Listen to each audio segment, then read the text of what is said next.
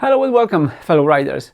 In this episode of the Garage Wars, we're going to try to put everything back together. I'm not sure how easy it's going to be because now, as you can see, all the parts are here. All parts came back from the painting, so all is there. Just put it on the bike. Just put it on the bike. Without further ado, let's go for it.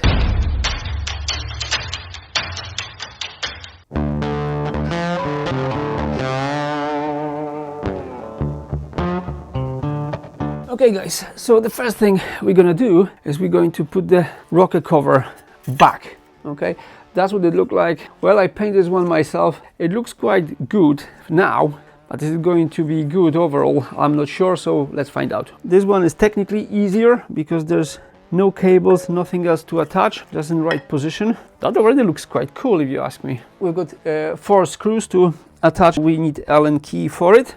We're going to use a bit of a thread locker as well, if I can squeeze anything from it. Oh yeah, actually I can. So this is 1, then we've got 2, and then on the other side we've got 3 and 4. This is an exciting process because either way the bike is going to start or not, it is going to be looking cool.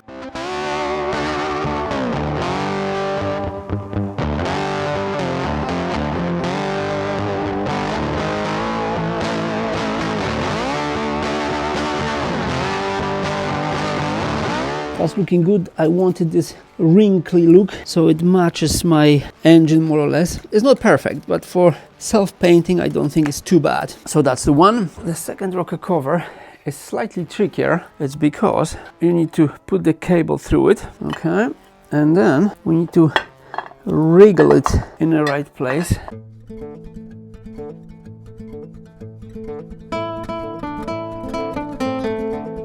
If the paint stays as it is now, that would probably save me about £200 because to buy the rocker cover in wrinkle black it cost around £200 from the dealer.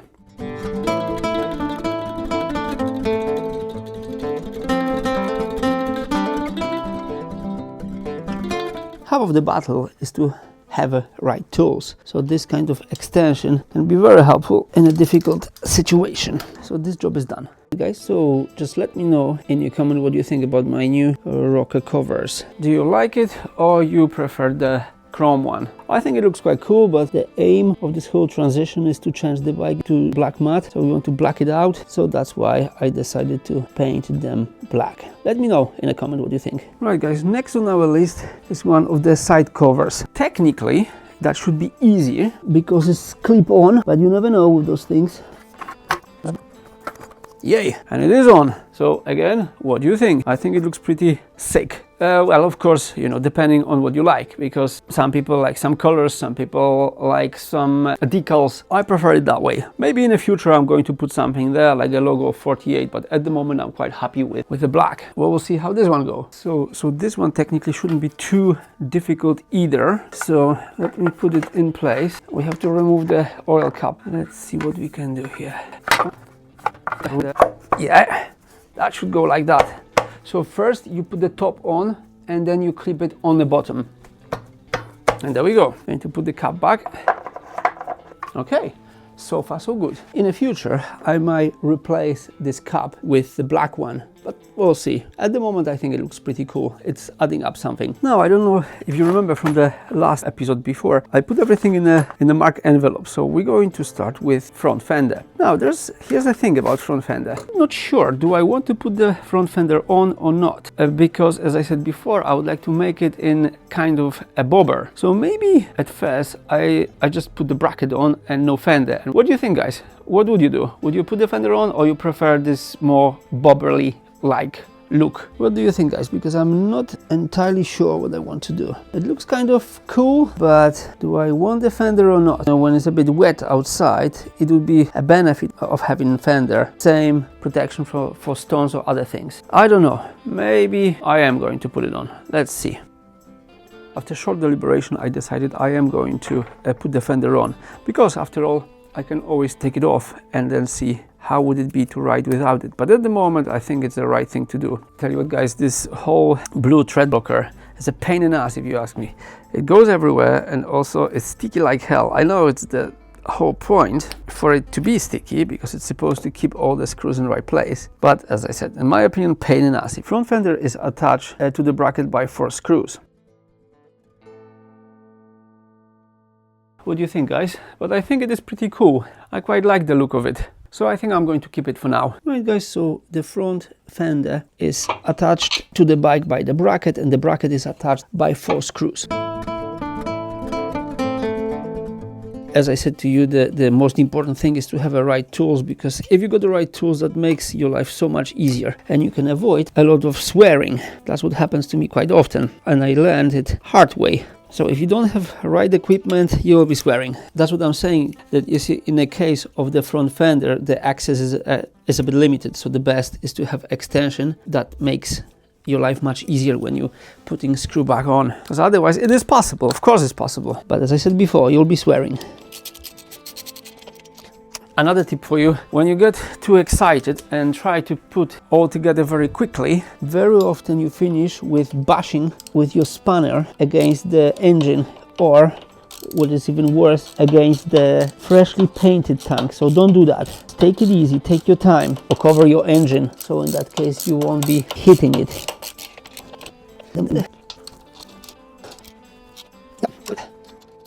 Ladies and gents, the front fender is done. Nice. What do you think, guys? I just like black. Black matte particularly. I think it's awesome. Okay, so quick recap. So what we achieved so far, we put the front fender, we put the sides, and we put rocker covers. So the next on our list is going to be back fender, which is going to be a little bit more faffy, I'm afraid. Indicators. I'm going to put the indicators back, exactly the same indicators I've done before. I think they look quite cool, and yeah, I was quite happy with them. Not particularly difficult, not from Harley. They were quite cool. You know, as long as they work, I'm going to use them. And if they stop, I'll change them to something else. It's quite a good opportunity to put everything together in the right way, because when the fender is on the bike, it's quite difficult to get to the right area. But in this case, everything is quite easy. Everything is starting good. So let's work on it. Those indicators are different from the original ones. They are attached by 1 screw, the rest is threaded. So yeah, that's what's going to look like at the end. And one more time, again, the right spanners, the right equipment is very handy, because if you don't have it, you'll be swearing. Okay, guys, so everything is going according to plan. So we've got our indicators. Right, back fender, as I mentioned before, is a bit more tricky. So what we need to do is we need to install a couple of things. And here is good. Okay, this is where the seat will be attached. So that looks all right. I know, guys, I'm going to ahead with myself here. I just quickly put the tank on just to see what's going to be like, and it's going to be looking epic. The look of the bike changing dramatically now. So I think it's going to be absolutely incredible. Only Harley owners understand why, but this is just awesome. You want your Harley to be special, original, different. That's what I'm trying to do here. Okay, guys, so another thing I'm going to do here, I know I work a little bit chaotically, but I kind of like it. I'm going to put the lift kit here on the tank. So the tank will be 2 inches higher than it was before. That helps me to hide the wires, but also the bike will look cooler. That's the main thing.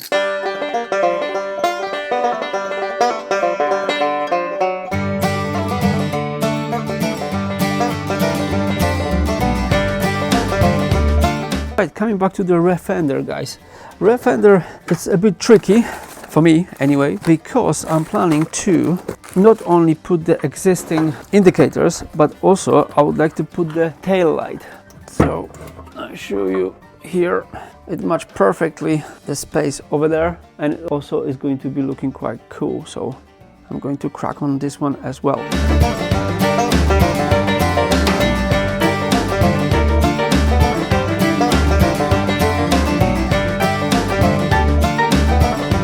Basically the light is on, so that's what it's going to be like at the end. Now, Harley provides us with sort of plastic elements inside the fender, and those elements are, the purpose of them is to keep the cables in the right place. So once you've got the fender off, it's worth to use this opportunity and actually sort out your cables, because I found it very difficult to do it when the fender is on the bike. So all basically what you need to do is to lift this plastic up and then put your cable inside, so the little clamps holding it together. I'll show you in a second. Look at that. That basically the cables go from the light directly over there, and then and those little clamps inside. I'm not sure if you can see it or not. I just put it closer. Yeah, you can see it goes there. So therefore the cable doesn't touch your tire. Okay guys, so I'm going to attempt to put the back fender on. Of course there's still a lot of wiring going on, which needs to be done later. So the fender just needs to be slide in, and then we need to attach it with a screw. It's going to be a bit tricky.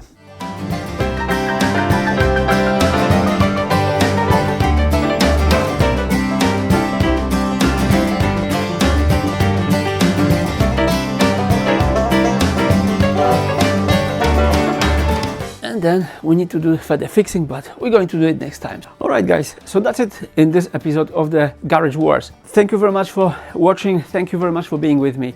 Next time we're going to put more stuff on the bike, and also we're going to do more wiring, which is going to be, again, as always, a bit tricky, but I'm looking forward to it. I can't wait to put this bike back on the road. So in the meantime, ride safely and see you next time.